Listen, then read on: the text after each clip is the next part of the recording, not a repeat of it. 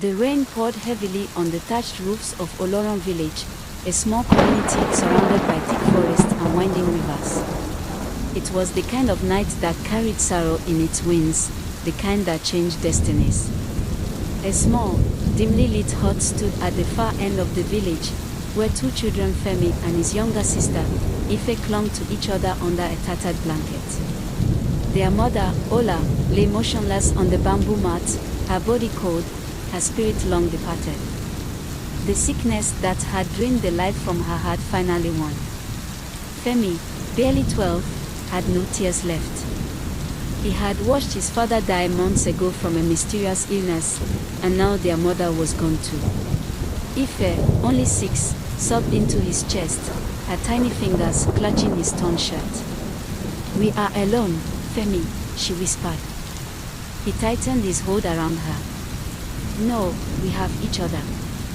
But in Oloran village, orphans were at the mercy of the elders, a council of men who ruled with iron fist.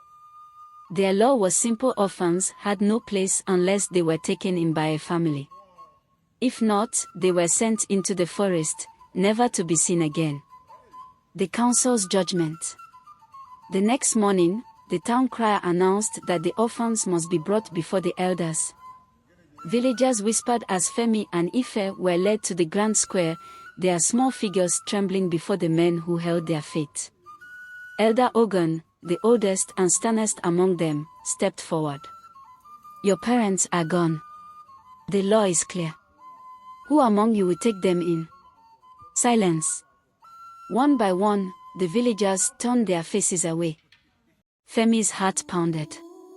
He knew the answer before it was spoken. No one. Elder Ogun's voice was final. "Then they must go into the forest." Ife let out a piercing wail, clinging to Femi. "Please, don't let them take us." Femi's hands shook, but he stood tall. "You cannot do this," he shouted, his voice cracking. "We are still children. We have done nothing wrong." Elder Ogun's eyes darkened. "It is the law. The forest of no return." The villagers avoided eye contact as the guards dragged the children toward the thick, ominous forest. Legend spoke of spirits that devoured lost souls, of creatures that lurked in the darkness. Ife sobbed uncontrollably, but Femi refused to cry.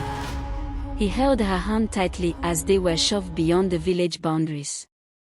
The guards left without a second glance. For hours, they wandered, hunger gnawing at their stomachs, fear settling in their bones. When night fell, the forest came alive with sounds: howls, whispers, rustling leaves. Ife's tiny fingers gripped Femi's hand as they huddled under a large tree. "I'm scared," she whimpered. Femi stroked her hair. "I will protect you, Ife. Always." But deep inside, he was terrified. A ray of hope. On the third day, just as exhaustion threatened to take them, they stumbled upon an old woman by a river. Her hair was silver, her eyes wise.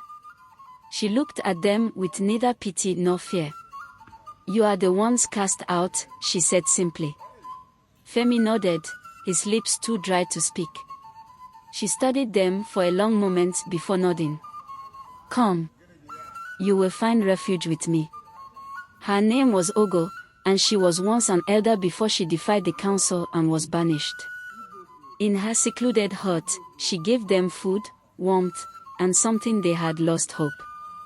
For weeks, they stayed, learning to hunt, to fish, to survive. Femi grew stronger, his fear turning into determination. "I will not let them decide our fate," he told Ogo one evening.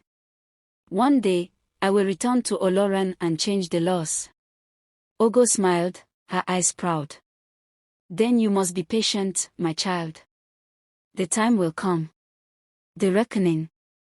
Years passed. Femi grew into a man, fierce and wise beyond his years. With Ife by his side, he returned to Oloran, not as a helpless orphan, but as a leader. He challenged the elders, exposing their cruelty. And the people listened. The law was broken. Never again would a child be cast away. The elders, once untouchable, fell one by one. Standing in the village square, Femi looked at the frightened orphans who had once been like him.